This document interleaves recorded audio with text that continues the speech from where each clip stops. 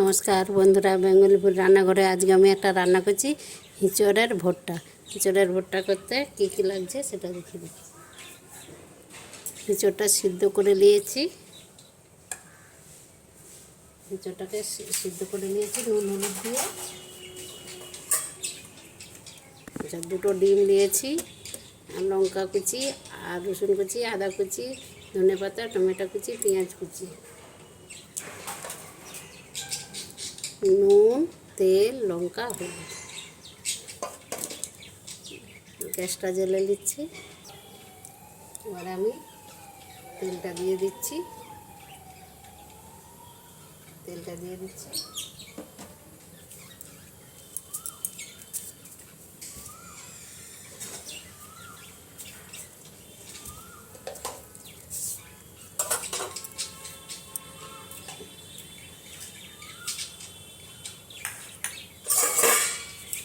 এবার আমি রসুন কুচি দিয়ে দিচ্ছি,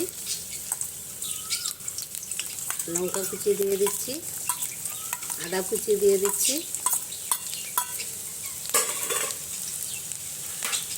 টমেটো কুচি দিয়ে দিচ্ছি,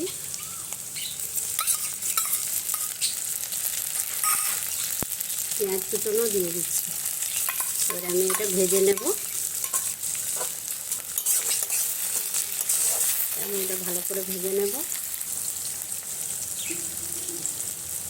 এবার ডিম দুটো দিয়ে দিচ্ছি,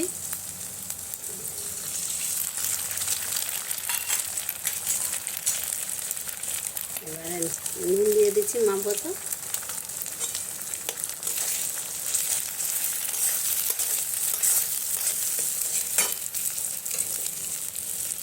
একটু হলুদ গুঁড়ো দিয়ে দিচ্ছি অল্প করে, একটু লঙ্কা গুঁড়ো দিয়ে দিচ্ছি অল্প করে। আমি ভেজে নেব।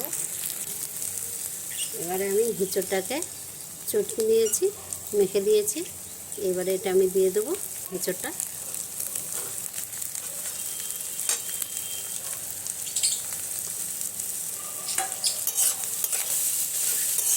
আমি এটাকে ভালো করে কষে নেব।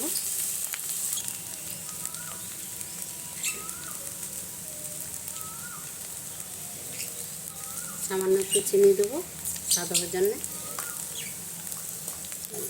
ধনে পাতাটা দিয়ে দেবো।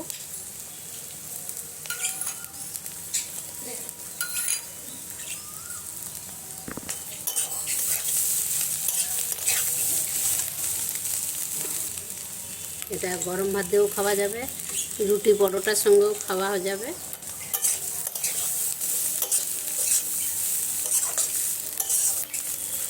হয়ে গেছে। আপনারাও এভাবে বাড়িতে করবেন। ভালো লাগলে বেঙ্গলিপুর রান্নাঘরে একটা লাইক দেবেন। বাড়িতে আপনারা করে দেখবেন। আমি গ্যাসটা অফ করে দিলাম। হয়ে গেছে।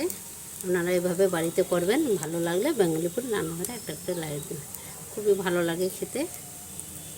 হিঁচড়ের ভর্তা করে দেখবেন। একটু গরম মশলা গুঁড়ো দিয়ে দিচ্ছি অল্প করে।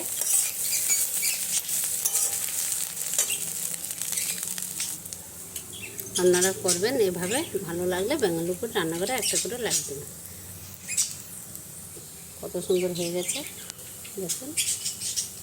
ভালো লাগলে বেঙ্গলিপুর রান্নাঘরে লাইক দেবেন। এভাবে করবেন, খুবই ভালো লাগবে খেতে।